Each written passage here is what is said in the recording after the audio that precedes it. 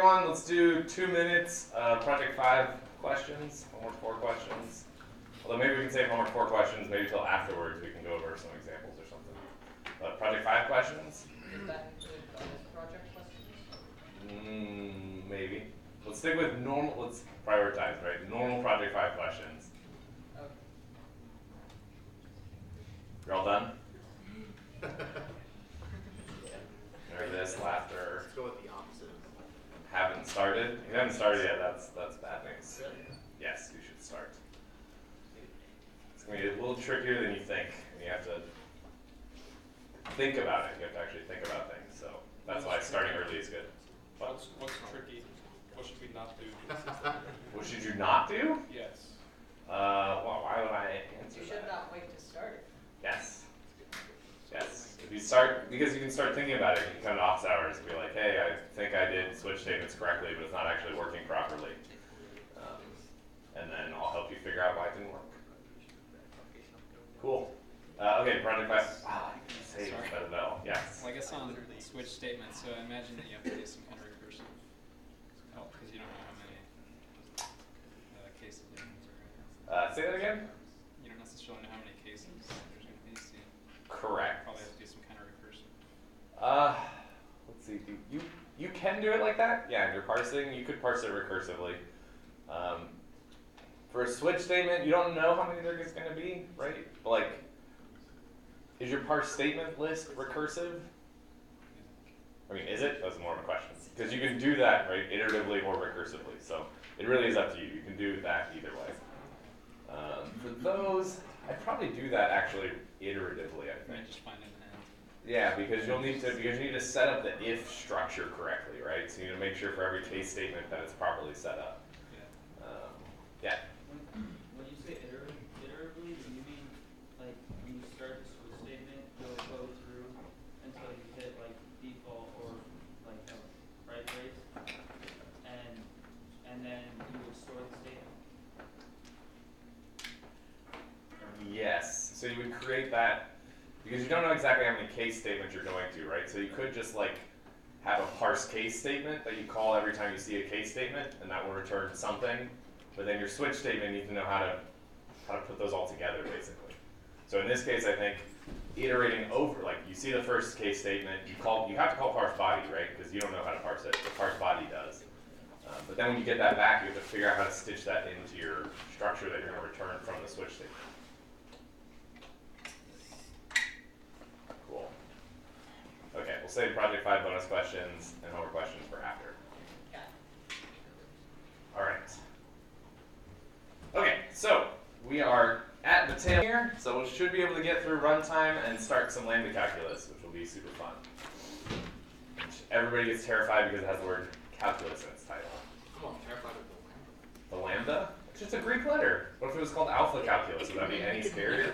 That would be a lot scarier. Much scarier? What about Omega Calculus? Omega, I feel like I could do it. You could do that. Omega's the Like scariest, Omega's. Followed by alpha, followed by every other. What if it was like an umlaut or something? That's not a letter. It's not a oh, that's right. It's like a. What is like an O with an umlaut over it? Maybe you speak German? It's called an O with an umlaut. He doesn't have a name. I took German in high school. Really? Yeah. All right. I'll believe that. Okay. Umlaut just changes the way you say that letter. Okay. Enye in There you go. Spanish, right? No, Could be it's an just- Enye. Enye calculus. That could be a thing, right? Is that any scarier than Lambda calculus? No, that would actually just make it calculus. Lambda sounds kind of goofy too. Okay. So what we're trying to understand here is. Oh, I'm not there. Okay. Yeah. Right? So we want to somehow support local functions, right? So we've been trying to think about, okay, how can we actually, well, writing, so it seems kind of pretty easy how we could write local functions, right? As a programmer, from the programmer's perspective. But what we're trying to think about, right, is how can the compiler actually support local functions, right? And so let's look at an example of kind of what we would want out of this to support. So let's say we have some function foo, and inside it, it's declaring a local variable x, and then foo declares a local function bar, and inside there, that actually declares a local function baz, and it's going to set x is equal to x plus 1, and if x is less than 10, we want to call bar. So can we do this with the scoping rules?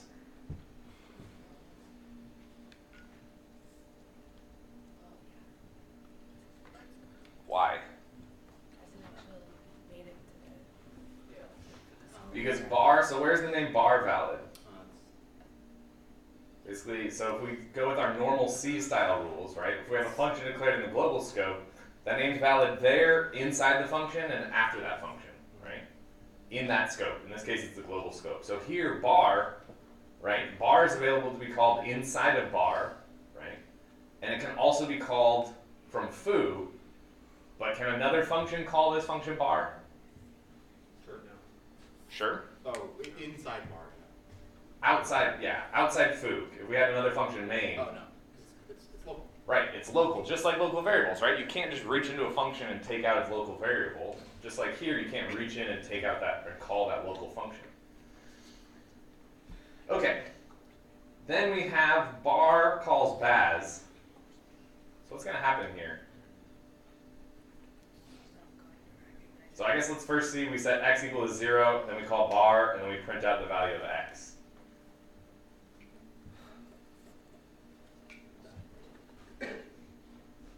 So what's this program going to execute?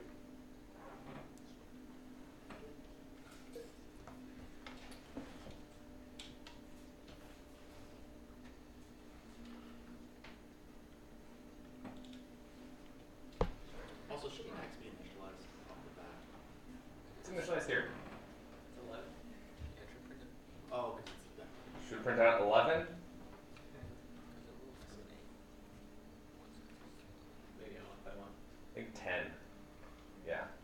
Right? But the question, the really interesting thing, right, is trying to think about what's the call stack here look like? Right? So function foo is called. Right? The first thing that happens is it sets x to 0. Right? Then it calls bar. So we're call function bar, and bar defines a local function baz. And then from bar we then call baz, and then we increment x. So x was 1. X was 0. Now it's 1. Right? Is 1 less than 10? Yes, easy math. Right? Then we call bar, which calls baz. Does it declare a separate instance of baz? Or does it declare the same one? Because it is a declaration. Yes. What do you describe a little bit more what you mean? So I can think of an answer. So if you call multiple instances of a function, and each one of those instances on the call stack, you'll have a local instance of some variable in that function. Does the same thing happen for a local function? So that is part of the question. I mean, it's actually part of how is this implemented, right? So it kind of goes back there. So with the first call of bar. So let's think about this, right? Baz, right? Is the code of baz going to change? No. Right? Do we have, so if you think about just global functions, if we have a function call itself multiple times, there's not different copies of the code of that function, right? But it's not a global function.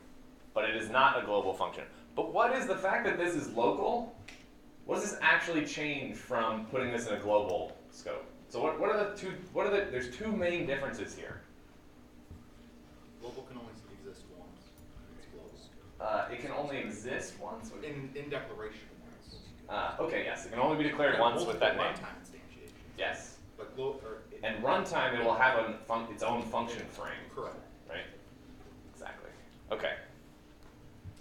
So it's going to have its, but when we invoke these functions in the local scope, they're still going to have their own function frames, right? They have their own frames and everything. So what about, so we said that you can't call bar from outside foo. So what does that mean applies to this local foo? It only exists inside bar. The scope, right? Because the scope of bar only exists inside foo. So local functions A affect scope. Does that have anything to do with having different copies of the code? No, right? We kind of saw that we could have the compiler just actually rewrite that local foo, local bar to a global bar, right? And that would be semantically the same. But what is happening inside baz here? What is key to having this baz as a local function? It's instantiated every single bar is called. It's instantiated every single time bar is called. But what does that matter for the execution of this program? Does Baz have any local variables? No. No. So, but local regular functions that aren't local still have local variables, right? And those just live on the function frame, and they're separate copies. So you don't need different code to do different local variables. But what is Baz doing here? It's manipulating a global variable. This is a global variable? Oh, Local sorry. too. Global, not global, but local in the scope. But Yeah, so it's kind of crazy, right? It's changing a variable that's outside its scope, and that is not global. It's changing another function's local variable. Where does this x live? somewhere on the call stack. In foo's function frame, exactly. In foo's function frame, which is somewhere on the call stack. And is it a fixed difference from Baz to foo? No. No, right? Because every invocation of Baz is going to reference this same variable x. So does it like keep track of how far away it is? Yes, so kind of. So we'll see that, but hopefully shows, right, that we don't actually need different instances of Baz, right? We don't need different code of Baz as long as we can make sure that we're accessing the correct x. So does it use, so it knows where it is in the function frame. Does it use the base pointer to then calculate where that particular variable is Yes. up the stack? Yes, so it knows they pass in, every function gets, well, we're going to see it in a second, but they get a link pointer that points them to their lexical parent, right? Because here, right, Baz's lexical parent is bar, that scope, and bar's lexical parent is foo, right? So I know by accessing those links, I can properly get to the variable x, right? Whereas I can't just do that at runtime because I don't know how many functions there are between Baz and bar and foo.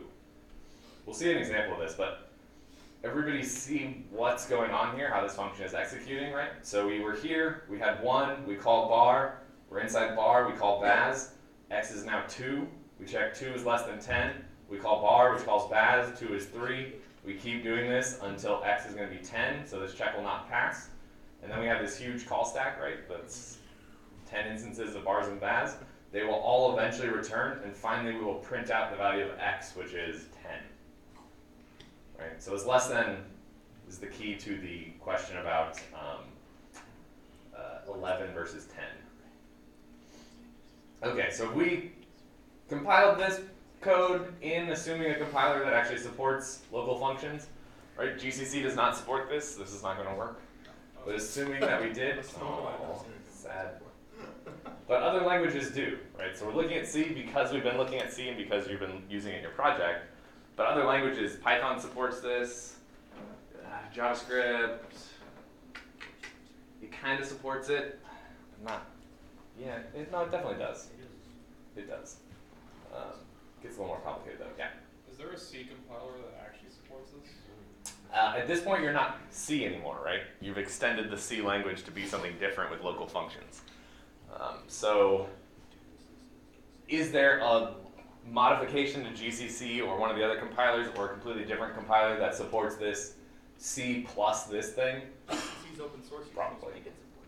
GCC is open source. You can make it support it. So is LLVM or Clang or whatever, right? So I'm sure somebody's done it. That would be kind of a cool class project, actually. Okay, so if we do this, it will output 10. So the question is, does the CDECL calling convention that we've been studying, can it actually support this? My guess is no, since he doesn't support it. Okay, well, maybe, but it could be that the calling convention supports it, but C didn't want to add that overhead or that complexity, so they just didn't do it, right? I mean, the calling convention is separate from the language itself, right? So let's kind of look at this, right? So we're in here. So this is just the call stack, right? So here, it's not the actual stack. Here, we're just abstracting this to see these are the function frames that are on the stack, right? So we first are calling foo, so foo is on the stack. Then foo calls bar, so bar is on the stack.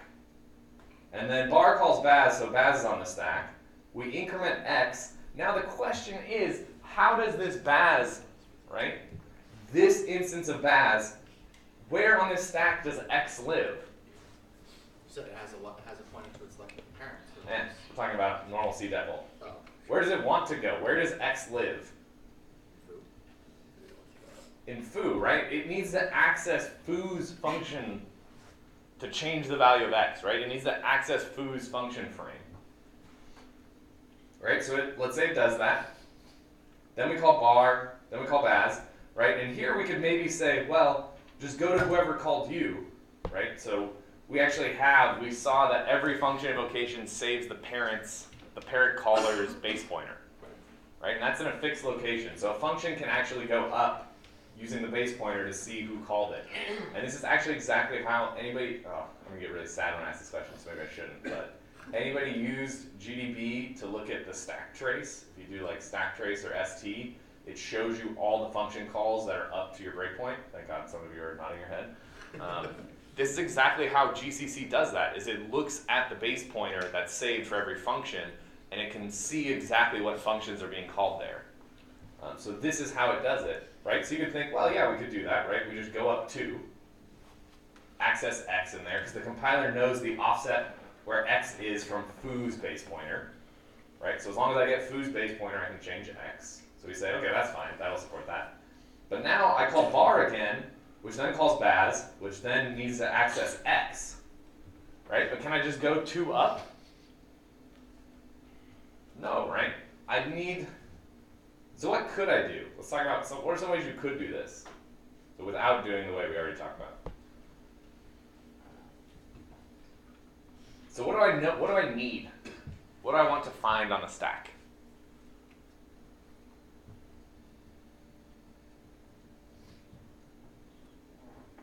I need to access this variable X, right? What do I want to find? Function foo's, yeah, function foo's frame on the stack, right?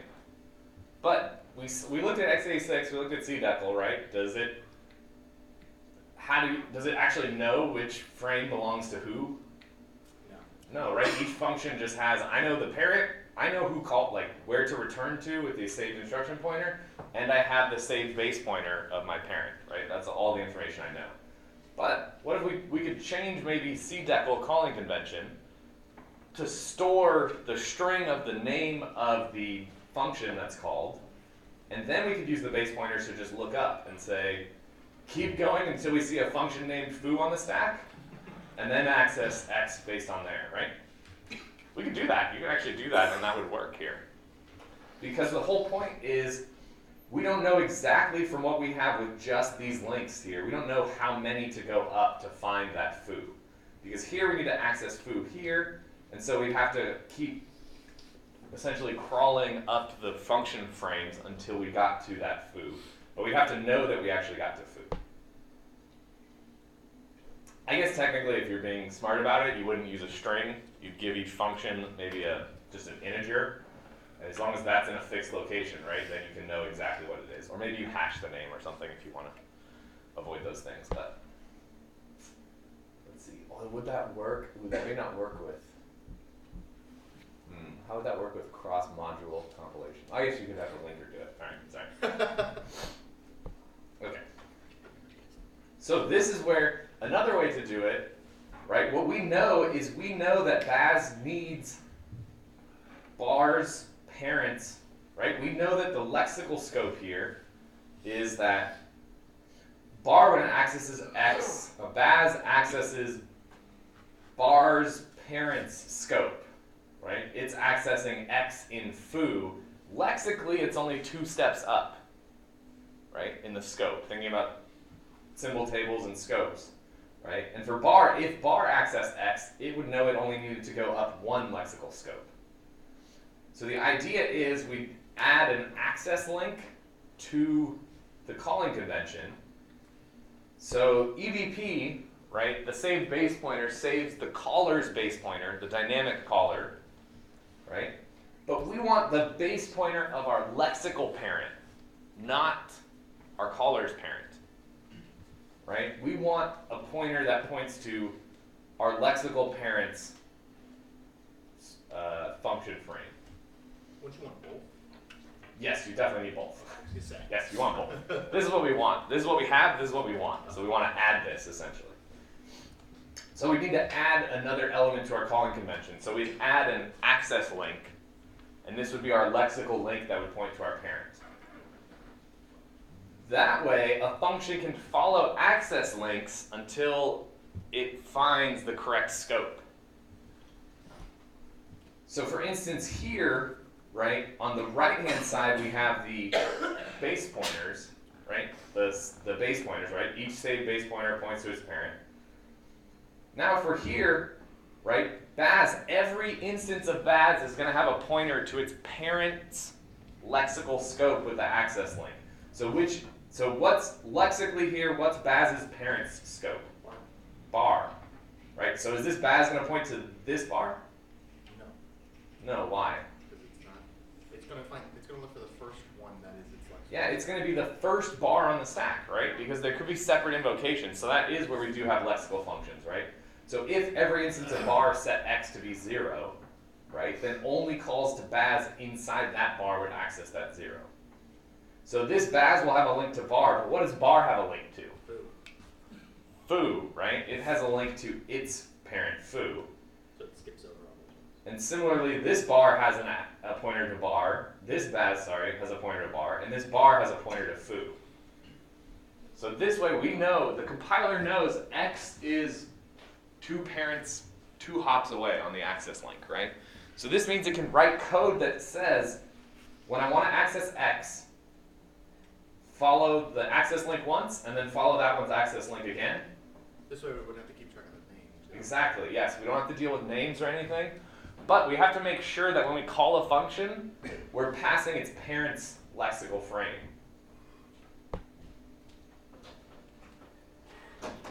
Cool. And this way, we have the nice thing is when we get way down here, right, we have all these access links, or the base pointers, which point to our callers. And then we have all of these links so that every instance of Baz only needs to travel 2 links to get to x. Questions on this? It's kind of cool, right? So you have kind of like crazy language feature that you're like, yeah, that makes sense. That's kind of like straightforward-ish, right? But then how do you actually implement that so the computer actually implements the semantics of what you want from the language perspective? Questions? This mess of arrows make sense? So this is how. This only applies to local functions, though, right? Or does Yes. it apply to? It doesn't apply to any global functions. Global functions. It would not need, global functions can only access local variables and global variables, right? You could maybe think of the global scope as one function frame, right? So you could maybe do this with like global variables on a global like scope, but then I think you would have issues with like cross compilation. So is the access link is a thing that only gets tracked in a language where this is supported? Yes. Okay. Yes. But you can do it, and you can do it very efficiently too. Right, so here, Baz and bar, right, go back to the compilation question, right? The code for Baz and bar is compiled and is the same, right, just like for any function. Like, it doesn't live in the code of foo or anything like that, right? But it just knows, so that when bar calls Baz, it knows it needs to pass in because Baz's lexical parent, right, bar is the access link for Baz. So it passes that in when it calls Baz. And just like when bar calls foo, or when foo calls bar, right, it knows it's lexical parent, so it knows to pass in its access link, its base pointer as the access link. Let's go down. Cool. All right. All right, I'm going to stop this actually and split this lecture into 2.